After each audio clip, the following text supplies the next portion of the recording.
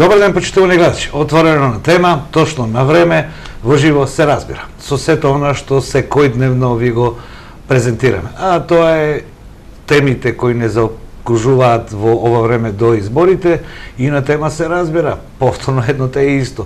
Како да се обидиме што поблиску до вас да бидат луѓето кои досега ги заслужила вашата доверба, ве представувале или повторно ние да им помогнеме вам, она што намени е задача, да вие според програмите кои ги предложуваат и според нивната личниот хабитус донесете одлука според вашето мислење, а одговорноста ќе си ја носиме сите следните 4 години. Тоа е демократијата, нели?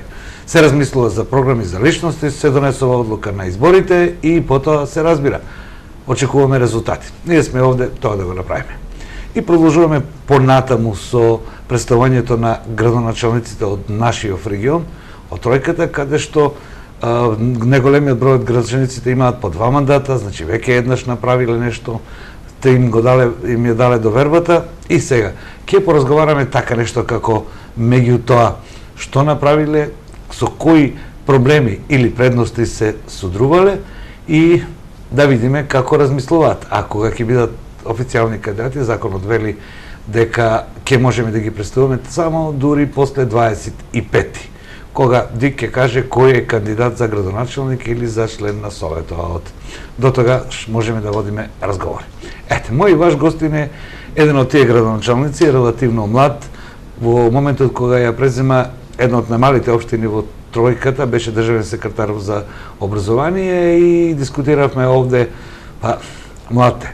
Добро, поминаа 4 години, повторно беше кандидат и повторно ја доби довербата на своите сограѓани и сега е на крајот од вториот мандат. Дарко Митински е мој ваш гост во отворена тема.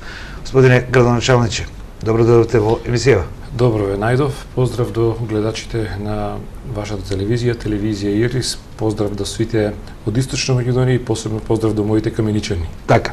Еве јас го започнав тоа бидејќи го водев и тогаш отприлика вака представувањето, коментарите беа ама млате, а не беше млад да биде државен секретар, но такви беа односите. Мислевте ли дека пред 8 години бевте млад?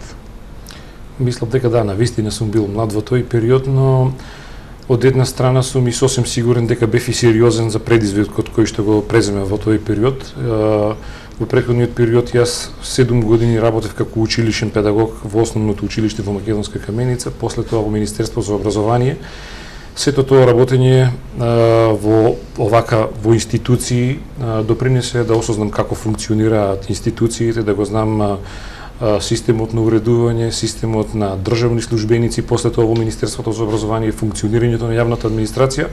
Навистина на почетокот беше тешко во 2009 година кога започнавме со општина Македонска Каменица, ама сосем сум сигурен и дека со посветена работа, со интерес да се научи, со интерес да се унапредува знаењето, сосем сум сигурен дека може и да се соочиме со предизвиците кои што ги носеше таа функција во тој период. Така. Пред да започнеме да разговараме конкретно и со податоци и со нешто што нас новинарите најмногу не интересира како ги трошите државните пари, јас само ќе кажам една разлика која е поради географската определеност или според големината на локалната самоуправа, да се биде градоначалник на Скопје навистина е предизвик, нели? Но мојве од нашава оддел на Македонија велат да се биде во тој град или во поголем град градоначалник како да се пие вода од чешма, нели? Дека не го видиш вкусот, не го осетиш вкусот, така е. Додека да се биде градоначалник на Каменица, Штип, Роби, Штип, не знаме, исто како да пиеш чаша од вода. Се е пробитно, бидејќи во такви места луѓето се познаваат меѓу себе со семејни врски и така натаму. Ова како предизвик, бидејќи си свој на своите градоначалници. Колку тоа ви сметаше? Бевте млад човек, се уште сте млад. Така. Ве сретне на улица комшика, стрина, тетка, чичко и ти ви се обраќа Дарко, абе што направивме со ова место, оној предизвик од градоначалник? Според мене сосем различно да се биде градоначалник на еден голем град, да кажеме во Македонија, еве Скопје и поголеми градови од Скопје кои што се да кажеме во регионот. Заради тоа што градоначалникот највеќе работи со администрацијата, со реализација на проекти и обезбедување на средства. Додека во помалите општини фокусот е ставен повеќе на комуникација со граѓаните и со слушување на нивните проблеми и барање на начин на разрешување. во малите локални самоуправи, значи покрај она што е обврски на градоначалникот да работи за реализација на проекти, да изнајде финансиски средства од разни фондови кои што може да ги придобие за сопствената општина. Покрај тоа, уште поголем ангажманот е за комуникацијата со граѓаните и за разрешување на лични проблеми кои што очекуваат градоначалникот како лице кое што тие го избрали и кое е на едно повисоко ниво во системот на управување на општината и на целата република, дека тој е најсоодветен кој што може да помогне за тие работи. До определена мера тоа и пречи, но до определена мера во малите места и во ред, заради тоа што тоа си ја означува и близината со нашите сограѓани кои што ја имаме. Јас верувам дека нема човек кој што не го знае градоначалникот, кој што не направил некој личен контакт со градоначалникот. Од друга страна, многу се и малку жителите од општина Македонска Каменица за кои што не ги знаеме проблемите и инфраструктурни, па дури и лични кои што сме ги разговарали и се трудиме да ги разрешиме. Можеби пречи заради тоа што и во слободно време, и во сабота, и во недела, и во не е важно кој период од денот, значи граѓаните се слободни да разговараат со нас за тие работи, но јас веќе 8 години се навикнав и воопшто не ми пречи, заради тоа што сепак тие граѓани ги поддржувале моите политики, ме поддржувале мене и сосем нормално е за определена поддршка или помош да се обратат кон мене. Така. Господин градоначалник, буџетот од првите 4 години го раздадувавме на една ваква емисија како го помнете, како го трошевте, но да направиме една споредба. Колку беше голем буџетот 2009 година кога ја преземавте општинската администрација? Буџетот беше значително помал од ова што е сега буџетот на општина Македонска Каменица од повеќе причини. Во тој период надоместокот од концесија од минералните суровини во најголем дел завршуваше во централниот буџет и општина Македонска Каменица во тој период добиваше 40% од средствата кои што рудникот Сасет ги плаќаше како концесија. Во втората половина на 2009 година се направија законски измени на барање од сите рударски општини во Република Македонија и претходната влада донесе едно добро решение со кое што 78% од надоместокот за концесија за минерални суровини веќе се уплаќа во буџетот на општина Македонска Каменица и од друга страна за сметка на концесионерите за 4 пати во текот на 2009 и 2010 година за 4 пати се зголеми надоместокот кој што го уплаќаше рудникот Саса во нашиот случај во општина Македонска Каменица. Така и буџетот на општината се зголемуваше. Од друга страна во изминатиот период ние доста финансиски средства придобивме и од други меѓународни институции и владини институции кои што влијаеше на буџетот, како за пример да кажеме дека во 2016 година ние само средства од надвор имавме негде приближно 800.000 евра кои што ги добивме само за локални патишта и за подобрување на патната инфраструктура во селските средини. Тоа е од буџетот на РМ. Еден дел се од Светска банка, еден дел се од Агенција за поддршка во земјоделието и руралниот развој. Господин градоначалник, тоа од Светска банка беше на основа на кредит? Не, тоа се грант кој што руралните општини добија по 260.000 евра. Ние имавме подготвена проектна документација, бевме една од првите 3 општини кои што успеа да ги добие тие финансиски средства, да потпише договор, да ги искористиме и целосно да ги изреализираме и да ги завршиме. Простите, овде имаше еден проблем. Јас со вас разговаравме 2010 година, мислам дека 2010 година, кога Светска банка реши тие средства да ги пласира по руралните средини, проблемот беше со проекти. Како вие ги дочекавте, бидејќи разговарав и со нивниот представник кој велеше дека имаме проблем и кога имаме средства нема готови проекти, па тие средства треба да се трошат на проекти, а ние сме врзани со фискална година. Така. Како ова го пребегавте? Ние уште во 2009 година, кога не располагавме со многу финансиски средства, ги идентификувавме проектите на кои што требаше да работиме во 2010-2011, се зафативме со значи добивање на проектна документација, со изработка на проектна и техничка документација, со уредување и добивање на нови детални урбанистички планови кои што беа многу стари, односно на повеќе делови од општина Македонска Каменица воопшто немаше донесени детални урбанистички планови и тие на еден начин како меки мерки, како техничка документација и детални планови имавме финансиски средства и во 2009 да ги сервисираме. Подготвивме проектна документација и после тоа секоја година за следната година си ние подготвувавме секогаш во општина Македонска Каменица благодарение еве и на општинската администрација, имаме подготвено 4-5 проекти кои што се за одделни делови, значи од функционирањето на локалната самоуправа, дали да кажеме еве сега имаме проект кој што ни е подготвен и можеме да аплицираме за наводнување на зелените површини околу кејот на река Каменичка, кој што имаме целосно подготвена проектна документација. Целосно подготвена проектна документација за изградба на водоводна мрежа во село Моштица. Целосно подготвена документација за изградба на водоводна мрежа во село Тодоровци и во Луковица. За патните, за некои локални патни правци веќе имаме подготвена проектна документација која што во зависност од тоа која институција или кој фонд ги дава овие финансиски средства, ние сме подготвени да аплицираме за да можеме да ги добиеме. Во периодот од 2009, иако бевме на почетокот и неискусни, сепак знаевме дека без проектна документација не можеме да аплицираме. Се зафативме и така да бевме секогаш еден чекор пред објавите кои што беа дадени, дали станува збор од Светска банка, дали станува збор за повисите што ги имавме со прекогранична соработка, дали станува збор за повиците од Агенција за поддршка во земјоделието и руралниот развој или некои програми кои што произлегуваат од владата, ние секогаш бевме подготвени да аплицираме. Може би и за наша среќа во 2015-2016 сите тие коцки се наредија на свое место и добивме многу финансиски средства од Светска банка, од Агенција за поддршка во земјоделието и руралниот развој, добивме финансиски средства од прекогранична соработка и секако средствата кои што ги имаме во нашиот буџет. По тоа се придонесе, значи да имаме инфраструктурен развој, некоја експанзија во градењето, во изградба на многу локални патишта, улици во централното градско подрачје, но сепак не застанавме овде со подготвувањето на проектна документација за периодот кој што е пред нас.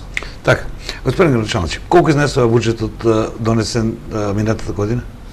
За 2017. Значи со се вкупно, значи со реализацијата и на оние дејности кои што се во делот на образование, социјала, колку е основниот буџет ваш? Некаде околу 180 милиони денари. Значи за ваква општина е во Македонија веројатно сте меѓу првите 4-5. Сега да ја прашам околу реализацијата на буџетот. Стапката на реализација поминува ли 80%? Едното е планираниот буџет кој што го дадеме на почетокот на годината, реализацијата е нешто друго. Значи ние во текот на годината обично секогаш се подготвува определен ребаланс и до крајот на годината секогаш имавме реализација над 80% од средствата. Најголем дел од средствата кои што ги добива општина Македонска Каменица се надоместокот за концесија од рудникот Саса, но во последните неколку години практично износот на средства кои што ги добивавме од страна беше негде рамен со износот кој што го добивавме од концесија. Како и што кажав, реализацијата е различна во зависност од тоа колку средства имаме. Ова прашање поставам само заради тоа што правам една паралела кога разговарам овде со градоначалниците кои не по собствена вина беа принудени да прават ребаланси на буџети кои изнесуваат 30%. Вие знаете откажување на централните проекти и граѓаните сметаат дека не е реализиран буџетот, се работи за една друга, да не кажам фискална математика, но колку вие влегувате во таков ребаланс на приходната страна? Во изминатите години ние имавме, иако правевме определена година еден или два ребаланси во текот на годината, сепак на крајот на годината имавме реализација над 80% од буџетот. Секогаш до крај не може да се испланираат и ставките, заради тоа што за определени подрачја беа планирани финансиски средства, не успеа да се изреализирани, од друга страна за друга позиција се изреализирани, заради тоа што буџетот се разработува за ставка по ставка. Но сепак ако гледаме глобално, значи секогаш имавме реализација над 80% од на приходната страна. Сакав да спомнам дека тоа е различно заради тоа што и во текот на годината не знаеме од каде можеме да обезбедиме финансиски средства кои што битно влијаат на зголемувањето на буџетот. Во 2017 година ние добивме од прилика 20 милиони од Агенцијата за поддршка во земјоделие и рурален развој, што е да кажеме 10% во приходниот дел на буџетот, што означува дека сепак тоа е една сериозна сума која што ја променува состојбата, иако доколку тие средства би се премале за следната година ќе влијаат за промена на приходниот и расходниот дел во следната година. Така да со нашето одделение за финанси до сега успешно ги администрираме тие работи. Транспарентноста е покажана на Советот заради тоа што сите буџети и сите ребаланси се донесуваат таму. До сега не сме имале некакви забелешки по однос на овие прашања и така да реализацијата е согласно, значи плановите, развојните планови тргогодишни и тоа. Расходниот дел проценти од прилика некој просек минатите години? Расходниот дел е во хармонија со приходниот Што дел, значи да кажем, над 80% над како што е. 80% и расходниот Сега дел. ќе ви кажем испоредбата, малите општини, вие пробиштип, се уште не сум го разгледал буџетот на Виница, е за пофалба, овде не го сметите оде како реклама, но стабилноста на буџетот зависи од тоа. Вообичаено граѓаните кога видат мала реализација се замеруваат дека администрацијата не работела добро. Поентата на нашиот разговор е тоа, да им покажете на граѓаните од каде парите и како сте ги трошили, дали во рамките на она што е предвидено. Сега, господин градоначалниче, она што сите градоначалници од Истокот, вие започнавте да го кажувате, е еден од крупните проекти, а за граѓаните не се видливи, а тоа се документацијата околу измената на деталниот урбанистички план или бидејќи имавме генерални урбанистички планови од 69-та година, од 80 и некоја година, кои земаа многу пари, а сето тоа не се видеше. Како Каменица го превроди тоа?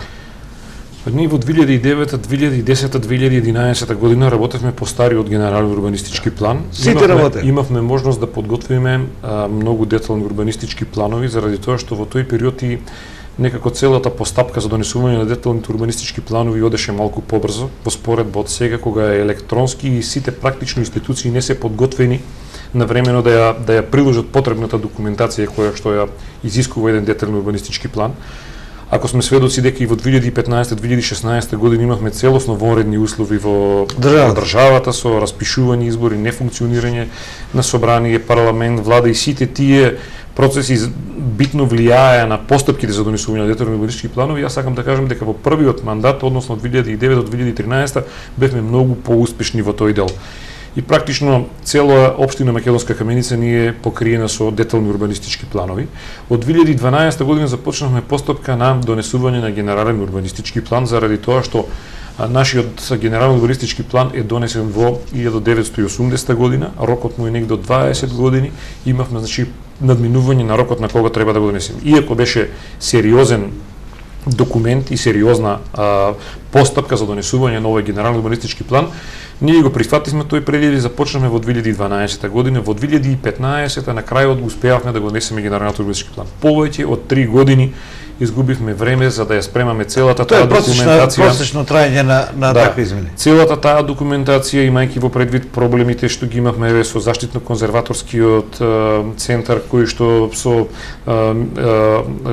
Калиманско езеро, со градбите кои што се покрај Калиманско езеро, сепак успеавме во 2015 да го донесеме тој генерален урбанистички план и сега представува основа за изработка на нови детални урбанистички планови заради тоа што и со генералниот урбанистички план практично го проширивме урбанистичкиот опфат на општина Македонска Каменица. За колку го проширите? За почетокот, во почетокот на влезот во општина Македонска Каменица практично немаше еден дел од малите не беа опфатени со овој генерален урбанистички план. Пред бензинската пумпа, значи тој дел не беше никако опфатен со планска документација. Движејќи се по улица Каменичка, тоа е по патот за Делчево од левата страна, значи после центарот на општина Македонска Каменица, тој дел Карадачка мала, Струјовска мала не беа опфатени во генерален урбанистички план. Сето тоа го ставивме во новиот генерален урбанистички план. Повеќе мислам дека од 20 хектари ново градожно земјиште опфативме со овој генерален урбанистички план, што го проширивме целиот опфат. Со тоа се создадоа услови за подготовка на нови детални урбанистички планови, имајќи го во предвид и законот за легализација на дивоградби, во кој што имаме обврска да ги уклопиме во планска документација, така да сите тие процеси регуларно течат во општина Македонска Каменица.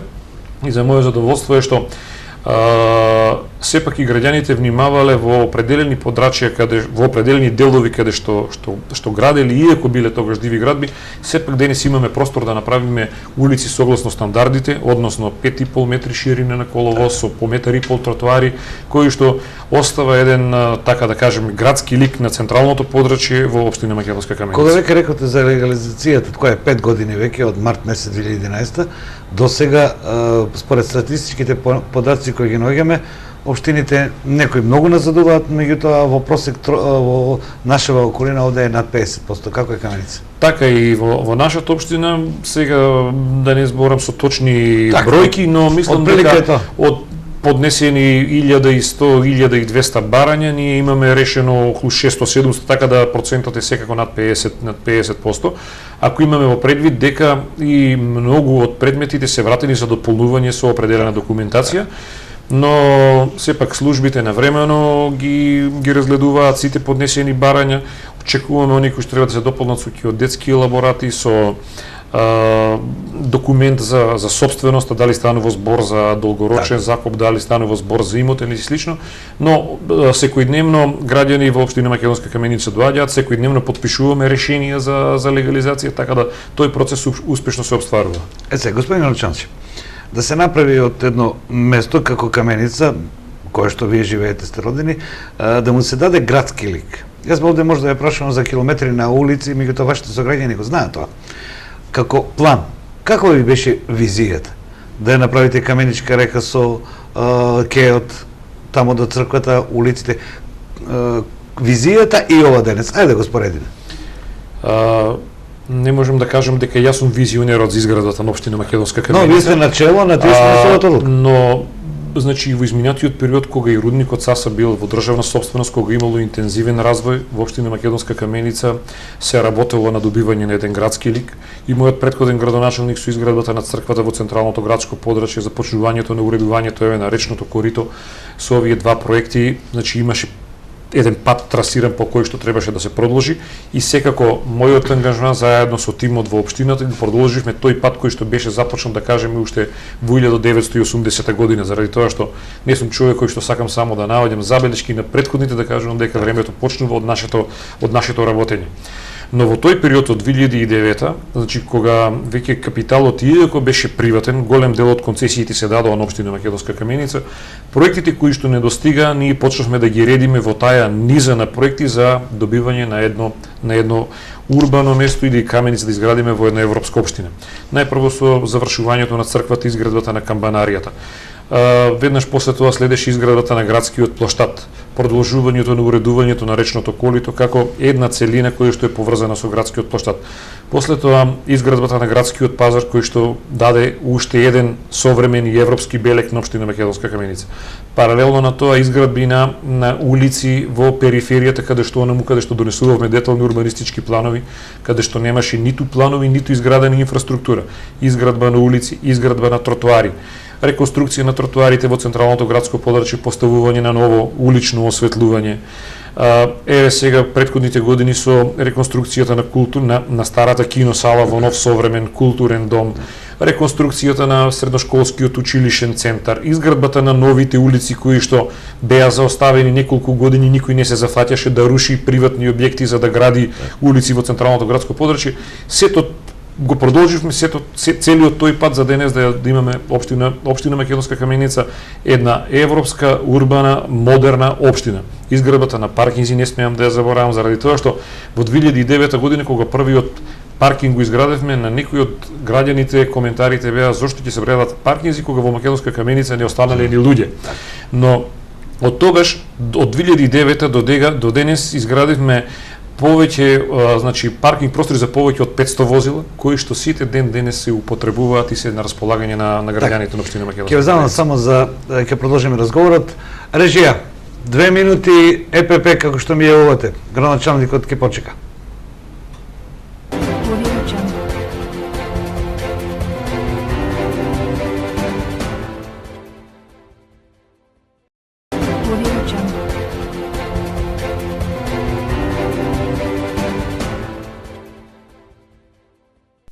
Еве не повторно во студиото и мојот разговор со актуелниот градоначалник на Македонска Каменица Дарко Митевски. Интересно е кога направиш една споредба со така градчиња од 4-5 илјади жители, плюс имаат и села кои се расфрлани околу нив, тој планински начин на живење, 2 куќи овде, 2 куќи онде. Сето тоа помалку кога прв пат доаѓаш во Македонска Каменица и отидеш малку подалеку во Осоговијата, погледнеш многу заликува на европските алпски држави, на северните делови на Чешка, така уредено и убаво изгледа. Затоа моето прашање до градоначалникот ќе бидат во тоа како да се живее. Можеби е најтешко да се дојде до средства до живот, меѓутоа треба и да се живее, да биде достојно за човек. Господин Гранчанович, гледањето на развојот на една општина е кога граѓаните кои таму живеат или оние кои имаат намера да живеат, бараат да ги решат проблемите со семејните живеалишта. Вие имате градежно земјиште, се заинтересираат ли да прават куќи? Апсолутно. Во изминатиот период имаме дадено многу одобренија за градба на нови индивидуални куќи. Самиот сведок што во општина Македонска Каменица практично и нема куќа која што е изградена или која што е ставена на продажба да не е продадена и тоа по енормно високи цени. На што се должи тоа? Се должи на високиот стандард кој што го има во општина Македонска Каменица, успешното работење на рудникот Саса и желбата на сите оние кои што се во општина Македонска Каменица таму да го продолжат своето живење, не да купуваат во околните места, да кажеме во Делчево или во Кочани, Штип и слично, значи сите оние кои што се таму, практично и кои што работат во рудникот, сакаат да останат во општина Македонска Каменица.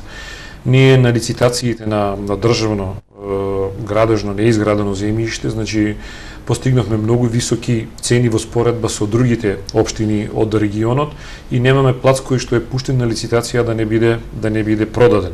Од друга страна има и многу приватни парцели кои што се веќе урбанизирани и на кои што се пројавува интерес да бидат продавани и на нив да се градат индивидуални куќи за домување.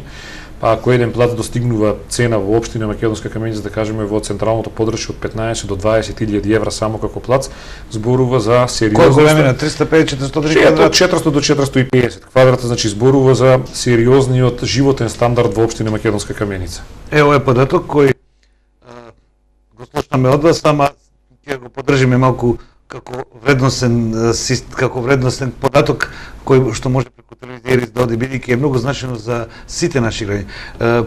Господин Гранчанович, за да се купи куќа, да се има квалитетен живот, а ние постојано овде се бориме и разговараме за нешто, ние одат младите, вашите колеги и ние овде во медиумите зборуваме за тоа. Каков е тој процес кога се враќаат? Барат ли куќи да прават? Се уште ли се вразуваат за Каменица или се одселуваат?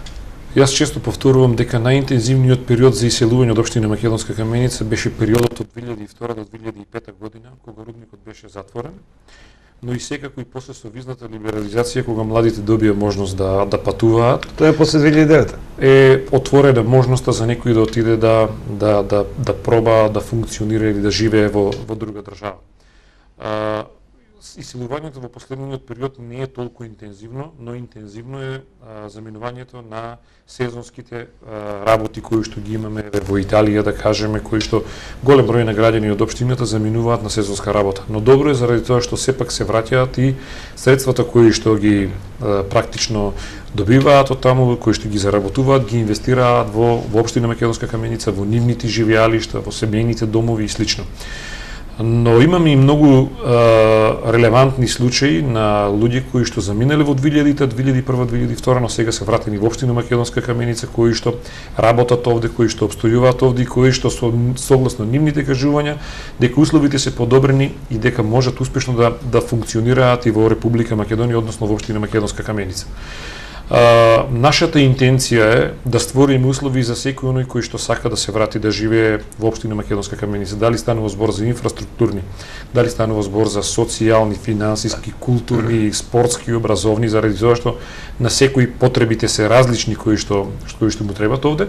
Со нашата индустријска зона многу работевме и за привлекување на странски инвестиции, за да отвориме и нови работни места кои што ќе бидат алтернативни на рудникот Саса, и од оваа идеја ние не отстапуваме, иако во 2015-2016 година имавме ворена состојба кога многу од инвеститорите не донесува одлука да инвестираат во општина Македонска Каменица. Ние имаме околу 12 хектари за лесна и незагадувачка индустрија, кои што се целосно урбанизирани, кои што практично за интерес на инвеститорите утре можат да бидат ставени практично на Вашата обврска е да ги решите комуналните услуги, така? Ние како општина секако мислам и со разбирање со Советот би ги ослободили идните инвеститори од плаќање за надоместокот на уредување на градежно земјиште, само да донесат одлука да инвестираат во нашата општина. Но мислам дека прашањето и за иселувањето на младите е поспецифично, пообемно, заради тоа што ние имаме многу случаи кои што иако си и во Штип, каде што, да кажем, имаме и многу повеќе работни места и по-урбан, имаме и, да кажем, и универзитетски центар, па младите се иселуваат и заминуваат некои во Скопје, некои во западно европските држави. Таков е случајот можеби и од Скопје и во многу други поголеми градови каде што сепак младите не можеме да ги држиме затворени во еден тој круг. процес на миграција во 21. век е за социолошка анализа. Ние секако овде не може да го изанализираме. Сега се овде ќе прашам за како новинар, за да ви поставам прашање мораш да по податоци, а и ми да видам. Има шанса да се прошетам, да отидеме до рудникот кој славеше 20 години, околку 10 години од преземањето на новите собственици, и мојот печаток е дека во приводот кон рудникот, селото Саса, има ли уште некој друго село, не знам, ама најголемиот број од куќите има нови керамиди, нови фасади, огради, нешто што заликува на урбано живење, па сретнав и неколку продавници каде што вообичаено наш народ седи. Една, да не кажам идилична, една убава гледка, за разлика од некои делови од Македонија, каде што поприлично е така, депресивно е да ги гледаш тие места. Што мислите, на што се дължи тоа? Рудникот како индустријски капацитет, мислам дека е еден од водечките во Република Македонија и по висината на финансиските средства кои што ги примаат рударите, и иако секогаш може да биде и повеќе, но тоа ќе го ставиме на синдикатот. Економскиот, значи да кажеме економската стабилност од страна на рудникот. Сигурно е својот леп и остануваат на своите куќи. И многу од оние кои што заработуваат во странство, инвестираат во живеалиштата во општина Македонска Каменица. Навистина многу куќи имаме ново изградени, ново фасадирани, соуредени дворови кои што личи на една европска модерна општина. Ние како општина работиме на уредување на другиот дел, на парковите, на подобрување на пристапните патеки и осветлувањето се она што како надлежност е на општина Македонска Каменица, уредување на паркинг простори, зеленило, и сето тоа во една заедничка соработка допринесува општина Македонска Каменица да има еден современ и европски лик. Господин градоначалник, селата околу Македонска Каменица се од планински и разбиен тип, овде 5 куќи, така натаму, вие многу побаво знаете. Меѓутоа, па и предизвик е да се води една таква заедница. Може ли тоа да функционира на основа на перспективи на многу повторување од селски туризам, планински туризам, чист воздух, така натаму? Целото тоа како една заедница, ако се дојде кај вас па да се поминат на 5, 6, 7, 8 места, да тоа биде организирано. Има ли општина таков еден план? Изградбата на локалните патишта во селските средини, во малите, како што вие спомнавте, може би е малку задоцнето, но секогаш треба да створиме 50 години. Да, секогаш, но она што можеме да го направиме за граѓаните во селските средини, ние го правиме. Ние имаме повеќе, да кажем, од 15 километри локални патишта во изминатите неколку години кои што се изградени. Иако може би да кажеме, еве сега локалниот пат кој што го изградивме до Саравска маала во село Саса, може би во моментот таму живеат не повеќе од 40 луѓе постојано, но во летниот период 200 луѓе одат во нивните живеалишта.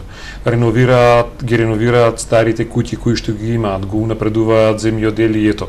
Па и за викенд излети си го користат, кои што многу значајно, ако претходно во зимниот период не можеле да стигнат до нивните живеалишта, денес кога имаат асфалтен пат, секој се осмелува и со неговото возило да си отиде заради тоа што знае дека инфраструктурата му е подобрена и може да стаса практично до нивниот дом по асфалтен пат.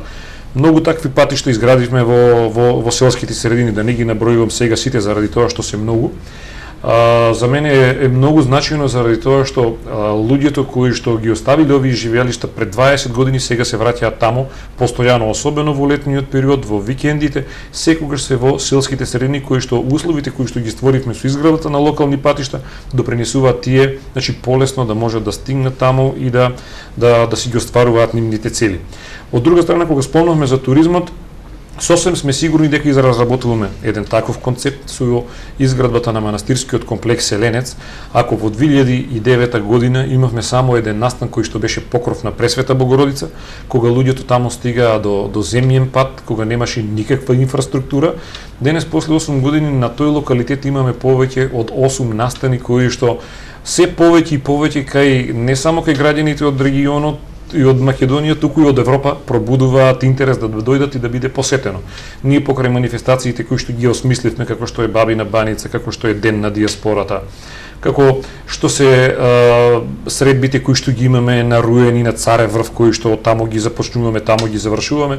Оваа година бевме сведоци и на два настани кои што беа иницирани од луѓето кои што дознале за Еленец како туристичка дестинација преку порталите и преку интернет. Еве да кажеме дека повеќе од 250 возила од Франција Peugeot 205 оваа година на маршрутата ставија да го посетат локалитетот Еленец и да останат еден ден таму, кој што беше атракција за цела општина, кој што на патувањето од 17 дена го пронашле на интернет и го ставиле комплексот Еленец како место за посетување. Тоа ми беше прашање. Пред неколку дена, иако никогаш до сега не било на мапата или на маршрутата на ноќните волци кои што за денот на независноста прават значи нивни тури во Република Македонија, иако никогаш претходно не било интересно посета на општина Македонска Каменица, сега манастирскиот комплекс Еленец предизвикал интерес да биде посетен. Бевме сведоци дека еве повеќе од 40 моторџи го посетија локалитетот Еленец, останаа таму една вечер. Имавме едно прекрасно дружење што покажува дека се пројавува интерес кај граѓаните од Републиката, но и од странство. Ова унапредување на ресурсите туристички во општина Македонска Каменица ќе продолжи во периодот кој што е пред нас со многобројни манифестации и со поддршка на културата од страна на општината и со поддршка од страна на рудникот Саса. Така да мислам дека сите овие манифестации веќе нема човек од Источна Македонија кој не ги знае и за кој особено да кажеме повозрастни години граѓани кои што не ги посетиле овие наши манифестации, кои што представува една основа за унапредување и надградување со проширување и на селскиот туризам кој што вие го кажавте. Ние веќе направивме некои обиди со Сдруженијето на пчелари, со Сдруженијето Еленец кои што таму функционираат за подготовка на традиционални храни кои што доаѓаат и се презентираат пред гостите и пред туристите, така да сето тоа пројавува интерес, но не е едноставен тој процес да анимираме туристи кои што ќе дојдат да останат неколку дена, да кажеме во општина Македонска Каменица. Но сосем сме сигурни дека на определена маршрута на определени туристи едно од местата од Источна Македонија кој што предизвикува заинтересираност и внимание, тоа е локалитетот Еленец. Се две теми имам овде за кои што би сака да разговараме, а тоа е разговарајќи овде со сега веќе бившиот поранешниот министер за здравство, вели ќе мора со локалните самоуправи да се направи една обемна студија околу амбулантите, околу концесиите за амбуланти, околу секундарните здравствени институции и така натаму. Македонска Каменица е така поставена близко, ниту далеку Кочани, ниту далеку Делчево. Што мислите за ова иницијатива? Како локалната самоуправа ќе помогне за да има посигурна здравствена заштита? Иако нема ингеренции. Мислам дека во делот на здравството е потребно уште многу работа, уште многу унапредување на здравствената заштита. За нас е сепак задоволство заради тоа што ние во 2010-2011 година, ако не се лажам, добивме од Министерството за здравство служба за итна медицинска помош, која што во претходниот период ја немавме, практично само матичните доктори ја покрива здравствената грижа за граѓаните на општината, кое што е едно подобрување на условите кога веќе во 3 смени имаме дежурни доктори во итната медицинска помош, иако колку што сум информиран дека и таму не достигаат веќе доктори заради тоа што некои се преселиле на други места. Ние како локална самоуправа во изминатиот период многу помагавме со изградбата со поддршката за изградбата на просториите за итната медицинска помош. Во 2009 година набавивме едно возило за итна медицинска помош. Пред 2 години заедно со Министерството за здравство набавивме најсовремен мамограф кој што го немаат и поголемите клиники во Источна Македонија. Еве и сега на денот на општината на наша иницијатива во соработка со рудникот Саса набавивме едно теренско возило кое што е ставено на располагање за итната медицинска помош во општина Македонска Каменица. Здравството има простор многу да се унапредува и мислам дека здравствените услуги мораме да ги приближиме до граѓаните, иако во општина Македонска Каменица еве имаме и рурален доктор кој што во континуитет ги посетува граѓаните во селските средини, сепак на размислување сум дека и оние амбуланти кои што постоеа во селата, особено во поголемите села, како да кажеме еве во селото Саса, мислам дека треба повторно да заживеат и да бидат ставени во функција. Така, но проблемот е малку покомплексен, нели, со кадрови и така натаму. Сега, читајќи ја стратегијата на Министерството за труд и социјала, која што вели дека во помалите градови кои имаат чиста, здрава средина, заедно во соработка со локалната самоуправа ќе биде потребно да се изградат домови за старци, за постари лица кои сакаат да живеат заедно со еден друг начин на финансирање и така натаму. Но велат дека први ќе влезат во овие проекти општините кои се спремни за тоа. Имате анализа структурата на населението? Старе, Да. нужни се вакви работи? Апсолутно, сосем се согласувам дека е потребно да се спроведат едни овакви активности со отварање на домови за стари лица во различни форми, заради тоа што едно е старечки дом, едно е дневен центар за стари лица и слично. Едно е геронтолошки центар, да, друго е со кои услуги ќе се даваат таму, дали ќе бидат значи постојано таму или ќе дојдат само определен дел од денот. Ние многу проекти направивме за старите лица во општина Македонска Каменица. Со UNDP имаме еден проект во кој што имаме во континуитет ангажирано 6 лица кои што се грижат за определен број на други повозрасни лица. Да кажеме 6 млади лица така, кои што се грижат за возрастни, тоа за стари стари лица. лица. Тоа има Карпош и кај вас на друго Кои што во денот посетуваат 2-3 часа го посетат старото лице, некои од домашните обврски ги средат, ги завршат, да видат дали е се во ред, особено за оние лица кои што немаат фамилии, кои што живеат сами, и тој еве проект успешно го остварува, го реализираме веќе 3 години.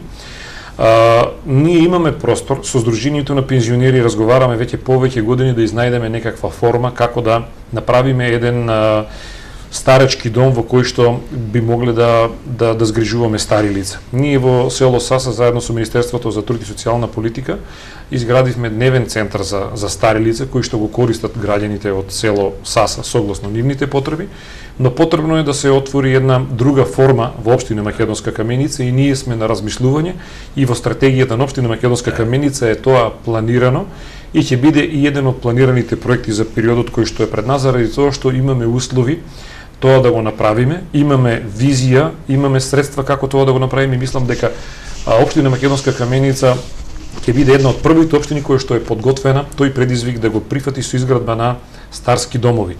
Но како што случајно ви го постави ова прашање, но како не знаете дека ќе ви го поставам, го прочитав во стратегијата кога. Но како што тоа ние планираме да го правиме за нашите граѓани, мора Министерството за труд и социјална политика да алоцира определени финансиски средства за поддршка на овие старечки домови, заради тоа што ќе повторам дека формата за функционирање е многу важна. Дали тоа ќе биде од постојан карактер, дали ќе биде само ден, дали ќе се дава и некаква здравствена грижа, дали ќе имаме лица кои што ќе подготвуваат храна и слично, за целата таа форма е многу значајна за да успешно функционира тој еве старечки дом.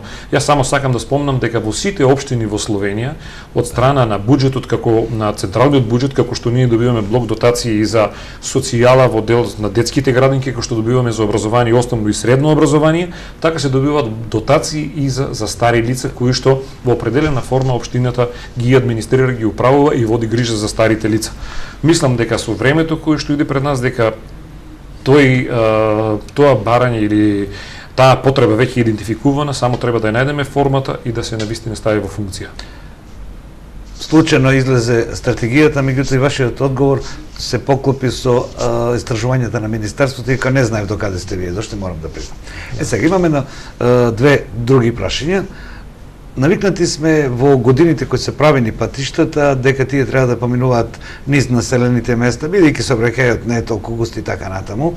Плановите за развој на патната инфраструктура во Македонија се изменија.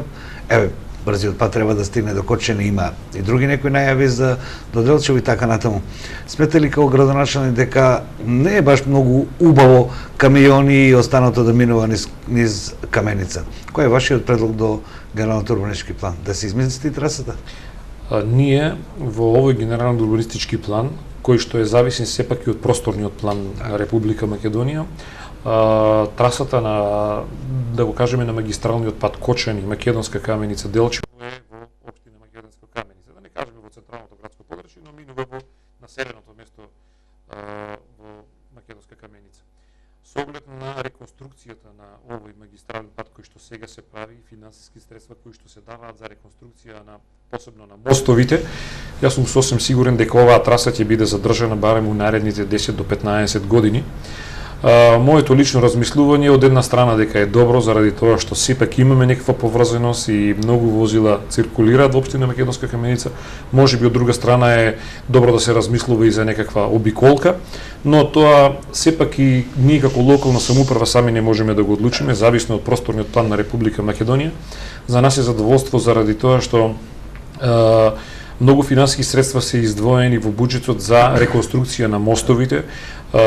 Практично на сите мостови кои што се во границите во опсегот на општина Македонска Каменица ќе бидат целосно реконструирани и проширени, со што ќе се створат нови услови за сообраќајно функционирање.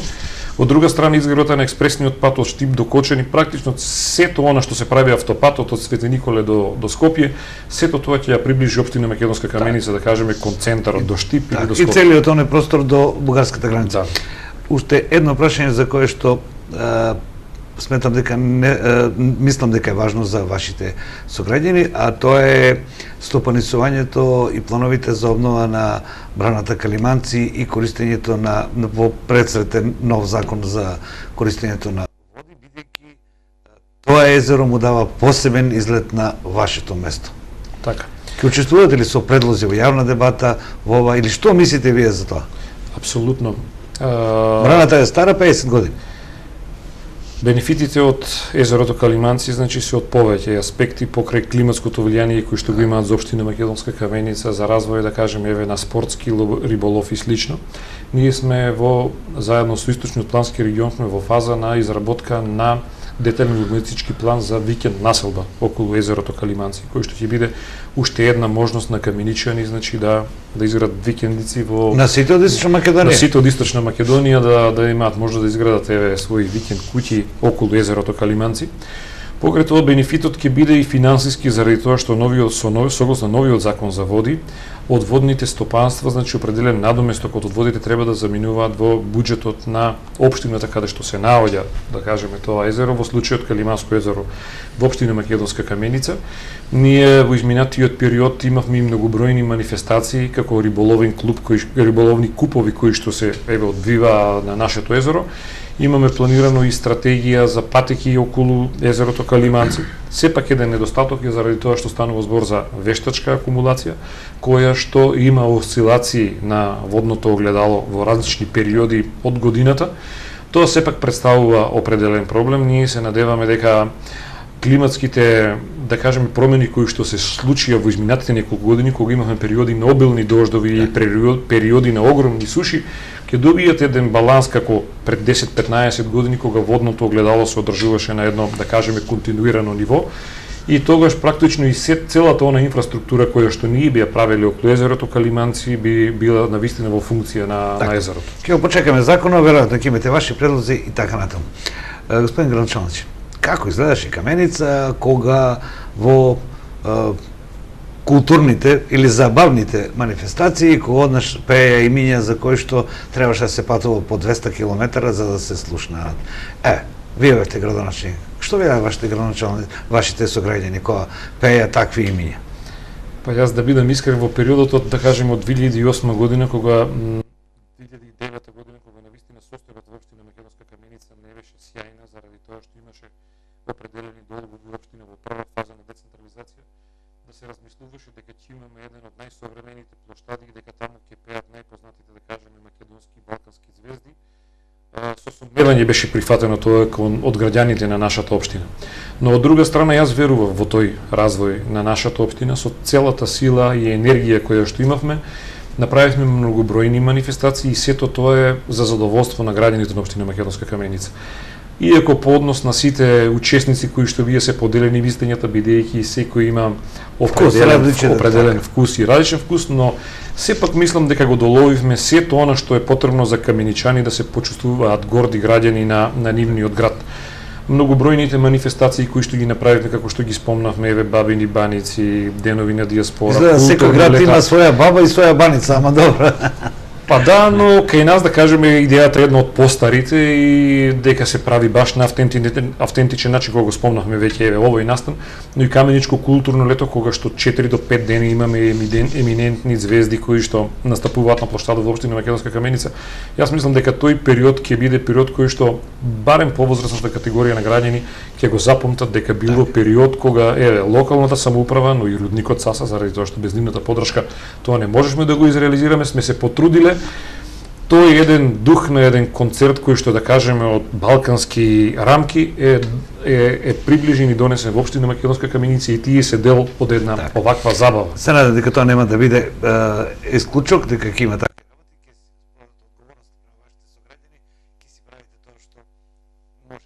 или што мислите. Сега на крај, сосема на крај мора да ви поставам едно прашање кое сметам дека е многу важно. Така започнуваме со парите, така завршуваме. Им го поставам на сите градоначалници кои се 1-2 мандата во Советот, 2 мандата се градоначалници, иако законот е донесен некаде, ако не се лажам, 2008 година со оние 100 закони за 2 седмици.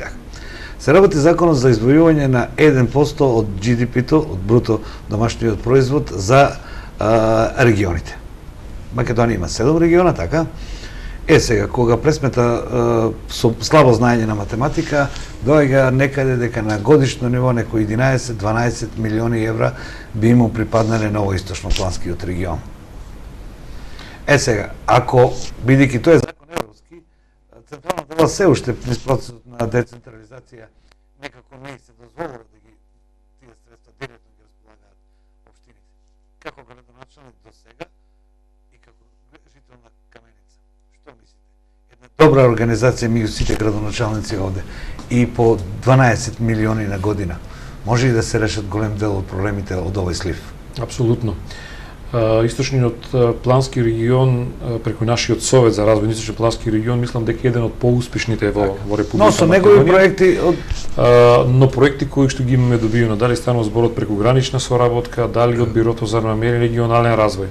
Сепак доколку тие средства во толкав износ бидат дадени на годишно ниво на регионите, ние како градоначалници сме усогласени и знаеме она што значи за регионален проект без да размислуваме само за локални проекти, туку да размислуваме за регионални проекти и сосем сме сигурни дека со тоа апсолутно условите за живот и проектите кои што се изискуваат од граѓаните ќе бидат реализирани. Тоа станува збор за во изминатиот период од 8 години од колку сум јас градоначалник, станува збор за 100 милиони евра. Со тие 100 милиони евра ќе направиме многу проекти кои што ќе значат за регионот, заради тоа што ако го земеме во предвид развојот на Словенија, целата држава е отворена и е толку многу блиску една спрема друга. Ние како градови сме многу блиски за определени жители од Штип да дојдат во општина Македонска Каменица, да посетат, да видат и да останат, но и од општина Македонска Каменица да дојдат во Кочани, во Карбинци. Сето функционира како една заедница. Доколку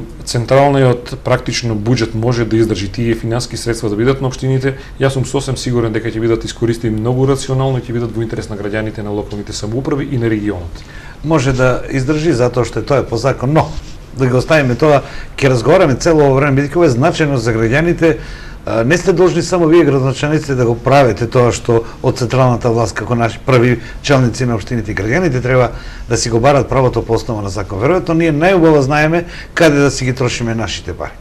Јас ви благодарам што бевте во моја емисија, се надевам дека ги допревме сите теми значајни за општина Каменица и една тема која разговараме со сите градоначалници, ви го ја елаборирате. Мораме да функционираме сите како една заедница, затоа што 100-150 илјади жители имаат слични потреби и само така може да се раздржат. Онако, на друг начин, тоа ќе биде многу скапо. Благодарам што бете. Благодарам и на вам. Поздрав до гледачите на телевизија Ирис. Што не гледачи, ова беше мојот разговор со градоначалникот на Македонска Каменица. Интересно, тој допре една тема која се нарекува европско законодавство.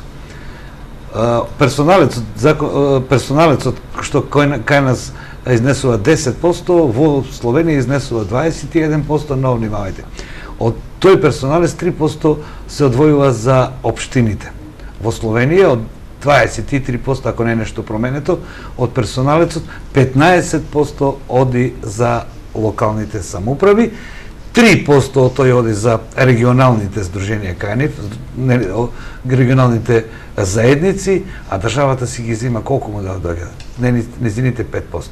Вреди да се размислува за фискалната децентрализација и се надевам дека тоа ќе биде тема за време во кампањата во која што ние со на Ирис телевизија ќе возможиме да ги слушнеме мислењата на сите кандидати, а вие ќе одберете.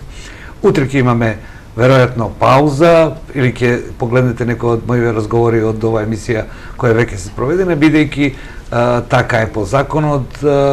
Утре е 14 кога треба да се појават сите личности кои се на кандидатските листи, а велат одавамо дека ние можеме да ги пуштаме на телевизија Ирис да разговараме со сите кои не се на листите, а оние што се на листите ќе почекаат до 25.